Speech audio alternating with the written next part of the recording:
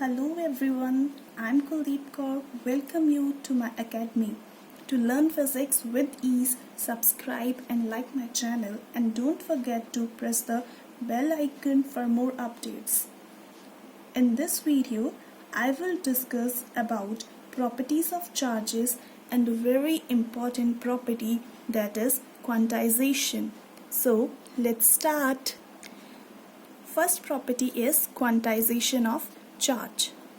जब हम कहते हैं कि कोई फिजिकल क्वांटिटी क्वांटाइज्ड है, इट मीन्स कि वो डिस्क्रीट फॉर्म में प्रेजेंट होगी, ना कि कॉन्टिन्यूस फॉर्म में। नाउ ये डिस्क्रीट फॉर्म क्या है? सपोज हम एक वॉल की कंस्ट्रक्शन करना चाहते हैं, तो हम क्या करेंगे? पहले एक लेयर बनाएंगे, उसके ऊपर दूसरी लेयर बनाएंगे, उसके ऊपर तीसरी लेयर बनाएंगे। इस तरह लेयर बना बनाकर हम पूरी वॉल की कंस्ट्रक्शन करेंगे। नाउ ये जो वॉल कंस्ट्रक्शन है, ये एक स्टेप वाइज स्टेप प्रोसेस है, जिसे कि हम काउंट कर सकते हैं नंबर्स में। हर एक स्टेप वाइज स्टेप प्रोसेस क्या होता है? डिस्क्रीट फॉर्म होती है, जहाँ डिस्क्रीट प्रोसेस होता है जिसे हम काउंट कर सकते हैं। और क्वांटाइज्ड प्रोसेस क्या होता है? डिस्क्रीट होता है जिसे हम काउंट कर सकते हैं। हमें पता है इलेक्ट्रोस्टैटिक्स में origin of charge is transfer of electrons. जब एक बॉडी से दूसरी बॉडी में इलेक्ट्रॉन्स ट्रांसफर होते हैं तो वहाँ पर चार्जिंग होती है। नाउ सपोज हम किसी बॉडी को चार्ज कर रहे हैं एंड इनिशियली उसके चार्जिंग के प्रोसेस में वो ए स्टेज पर है। लाइक फॉर एग्जांपल कि उसकी जो हाइट ऑफ चार्जिंग है वो ए पॉइंट पर है, और आफ्टर सम टाइम चार्जिंग के बाद वो बी पॉइंट पर पहुंच गई, मीन्स उसकी हाइट ऑफ चार्ज क्या हो गया? बी हो गया। ए से बी तक जाने के लिए वो एक स्ट्रेट पाथ कवर नहीं करेगा। अगर वो एक स्ट्रेट पाथ कवर करेगा तो वो एक कॉन्टिन्यूस प्रोसेस हो जाएगा। लेकिन जब भी किसी बॉडी की चार्जिंग होती है तो वो स्टेप वाइज स्टेप होती है। स्मॉल स्टेप्स में चार्जिंग जो है वो बी तक पहुंचेगी। नाउ अगर चार्जिंग किसी भी बॉडी की चार्जिंग स्टेप वाइज स्टेप हो रही है, मीन्स वो एक डिस्क्रीट प्रोसेस होगा, और अगर वो एक डिस्क्रीट प्रोसेस होगा देन वो क्वांटाइज्ड होगा। देयरफॉर जब भी हम किसी भी बॉडी की चार्जिंग करते हैं तो वो प्रोसेस एक क्वांटाइज्ड प्रोसेस होता है, और इसी को हम क्वांटाइजेशन ऑफ चार्ज कहते हैं। Now according to quantization of charge, Q is equals to NE. Total charge of a body is equals to integral multiple of elementary charge. N क्या है? इंटीजर, और E क्या है? Elementary charge. नाउ ये elementary charge क्या होता है? Elementary charge होता है एक इलेक्ट्रॉन या फिर एक प्रोटॉन के ऊपर कितना चार्ज है, और elementary charge is the smallest possible charge. इससे छोटी वैल्यू चार्ज की पॉसिबल नहीं है। एक इलेक्ट्रॉन के ऊपर एलिमेंट्री चार्ज की वैल्यू है -1.6 इंटू 10⁻⁻19 कूलम, और एक प्रोटॉन के ऊपर वैल्यू होती है, मैग्नीट्यूड सेम रहेगा, लेकिन क्योंकि प्रोटॉन पॉजिटिवली चार्ज है इसलिए E की वैल्यू होगी +1.6 into 10⁻⁻19 coulomb, where coulomb is unit of charge. और n हमारे पास क्या है? एक इंटीजर। फॉर एग्जाम्पल कि अगर हम किसी शॉप से पेन परचेज करने जाते हैं तो हम क्या कहते हैं कि एक पेन दे दो, 2 पेन चाहिए या फिर 50 पेन चाहिए। कभी भी हम ये नहीं कहते 1/2 पेन दीजिए, 2/3 पेन चाहिए, या फिर किसी फ्रैक्शन में पेन चाहिए। इसी तरह से जब इलेक्ट्रॉन्स एक बॉडी से दूसरी बॉडी में ट्रांसफ़र होते हैं तो वो इंटीजर नंबर में ही ट्रांसफ़र होते हैं। कभी भी 2/3, 5/4 फ्रैक्शन में इलेक्ट्रॉन्स ट्रांसफ़र नहीं होते। ऐसा इसलिए होता है क्योंकि जो इलेक्ट्रॉन है उसका साइज बहुत छोटा है, it is a very small particle, and हम उसे फर्दर डिवाइड नहीं कर सकते। इसलिए जब भी हम बॉडीज़ को रब करेंगे एंड इलेक्ट्रॉन्स ट्रांसफ़र होंगे वो हमेशा एक इंटीजर नंबर में ही ट्रांसफ़र होंगे। नाउ सपोज कि जब हम एक बॉडी को चार्ज कर रहे हैं और एक इलेक्ट्रॉन ट्रांसफ़र करता है, इन दिस केस उस बॉडी का जो चार्ज होगा it will be 1 into elementary charge, that is charge on 1 electron. So उसका चार्ज कितना हो जाएगा 1.6 इंटू 10⁻⁻19 कूलम. अगर 2 इलेक्ट्रॉन्स ट्रांसफ़र कर रहे हैं देन उसका चार्ज कितना हो जाएगा 2 into 1.6 into 10⁻⁻19 coulomb, that is 3.2 into 10⁻⁻19 coulomb. इसी तरह से अगर 3 इलेक्ट्रॉन ट्रांसफ़र करेंगे देन बॉडी के ऊपर चार्ज हो जाएगा 3 इंटू ई. अगर n नंबर ऑफ इलेक्ट्रॉन्स करेंगे वो हो जाएगा NE. In between these values, for example कि अगर आपके पास कोई चार्ज की वैल्यू आ रही है 2 इंटू 10⁻⁻19 कूलम, तो ये वैल्यू पॉसिबल नहीं होगी.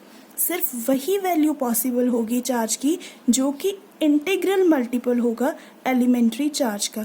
इसके अलावा कोई भी चार्ज पॉसिबल नहीं है और एलिमेंट्री चार्ज जो है वो स्मॉलेस्ट पॉसिबल नंबर है.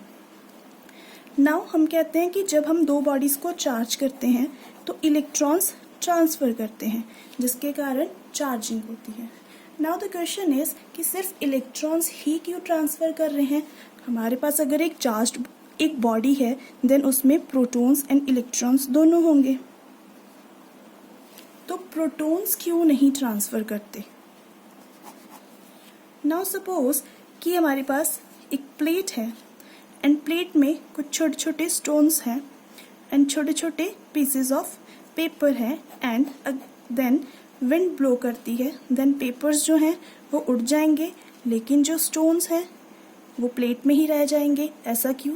अगर आपसे कोई ऐसा पूछे कि ऐसा क्यों हो रहा है तो आप बहुत इजीली कह दोगे क्योंकि जो पेपर्स है उनका वेट कम है इसलिए वो उड़ गए और जो स्टोन्स है उनका weight as compare to paper ज़्यादा है इसलिए वो प्लेट में ही है. इसीलिए यही होता है हमारा इस केस में. Mass of proton is 1836 times the mass of electron. एक इलेक्ट्रॉन का मास होता है 9.1 इंटू 10⁻⁻31 kg. सॉरी, यहाँ है प्रोटॉन. नाउ जो प्रोटॉन का मास है वो इलेक्ट्रॉन के मास से 1836 टाइम्स ज़्यादा है, मतलब बहुत ज़्यादा है. इसलिए क्योंकि इलेक्ट्रॉन्स लाइट वेटेड है, जब हम 2 बॉडीज़ को रब करेंगे तो वो ईजिली ट्रांसफ़र कर जाएंगे लेकिन इलेक्ट्रॉन्स ट्रांसफ़र नहीं करेंगे. This is all about quantization of charge. अगर आपको कोई पूछता है what is quantization of charge then आप कहोगे according to quantization of charge, charge on a body is integral multiple of the elementary charge. और एलिमेंट्री चार्ज क्या है ये मैंने आपको पूरा डिटेल से समझा दिया है. Now the second property of charges is that they are of 2 types, positive charge and negative charge, and like charges repel each other and unlike charges attract each other. Third property is conservation of charges. हमने पहले law of conservation of energy पढ़ा है. उसके अकॉर्डिंग क्या है that energy can neither be created nor be destroy. It can simply converted from one form to another. Similarly हमारे पास कंजर्वेशन ऑफ चार्ज क्या है कि charges can neither be created nor be destroyed in isolation. Isolation means हमारे पास 2 charges है, positive and negative.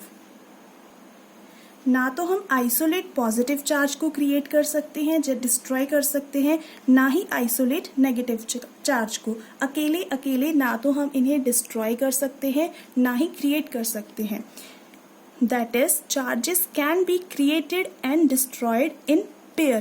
लेकिन pair में पॉजिटिव एंड नेगेटिव के पेयर में हम इन्हें क्रिएट भी कर सकते हैं एंड डिस्ट्रॉय भी कर सकते हैं.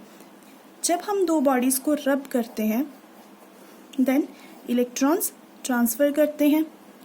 जिस बॉडी से ट्रांसफ़र करके इलेक्ट्रॉन दूसरी बॉडी पर गए, जिस बॉडी ने उन्हें गेन किया, it become positively charge negatively charge, और जिसने लूज़ किया इट बिकम पॉजिटिवली चार्ज. सो यहाँ पॉजिटिव चार्ज आ गया, यहाँ नेगेटिव चार्ज आ गया. ये जो चार्ज की क्रिएशन हुई है वो एक पेयर में हुई है.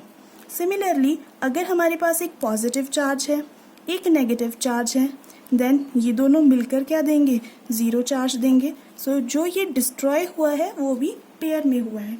मीन्स आइसोलेशन में ना तो ये क्रिएट होते हैं ना डिस्ट्रॉय होते हैं, बट पेयर में ये क्रिएट भी होते हैं एंड डिस्ट्रॉय भी होते हैं. Fourth property is charge is additive in nature. Now let us suppose that we have a bag, and in bag we have 4 books, 4 notebooks and 2 pens. And if someone asks you कि इस bag का wait कितना है, then आप क्या करोगे, 4 books का weight plus 4 notebooks का वेट प्लस 2 पेन्स का वेट प्लस उस बैग का वेट, ये किसके इक्वल हो जाएगा, उस पूरे बैग के वेट के इक्वल हो जाएगा. सिमिलरली अगर आपके पास एक सिस्टम है जिसमें n नंबर ऑफ चार्जेस है, Q1, Q2, Q3 so on up to Qn, then इस सिस्टम का पूरा charge will be equals to algebraic sum of individual charges. हर एक चार्ज का जब इंडिविजुअली हम सम कर देंगे तो वो हमें इस पूरे सिस्टम का टोटल चार्ज देगा, Q1 plus Q2 plus Q3 so on up to Qn. Now जब हम चार्जेस को एडिशन करेंगे, उसका एडिटिव नेचर देखेंगे, तब हमें उनका साइन भी देखना पड़ेगा. सपोज दैट एक सिस्टम है, उसमें plus 5Q 3Q minus 2Q charge है, देन इस सिस्टम का total charge will be equals to 5Q plus 3Q plus minus 2Q. So it will be equals to 8 minus 2 6Q. So always हमें sign भी देखना है charge का. So ये होगी हमारी 4 properties. Quantization of charges. Second is that there are 2 type of charges, positive charge repel and like charges repel each other, unlike charges attract each other. Next, third property is conservation of charge, and fourth is additive nature. Now in this video we have covered the following question. First question is, what is quantization of charge? Second question is, what is the cause of quantization? Third question is, write the properties of charges. And fourth question is, charge on an electron is. जब यहाँ answer लिखोगे, यहाँ 1.6 into 10 raised to power minus 19 coulomb, साथ में minus sign भी आएगा. This is all about this video's lecture. If you find this video useful, please like and subscribe and share it with your friends. Thank you.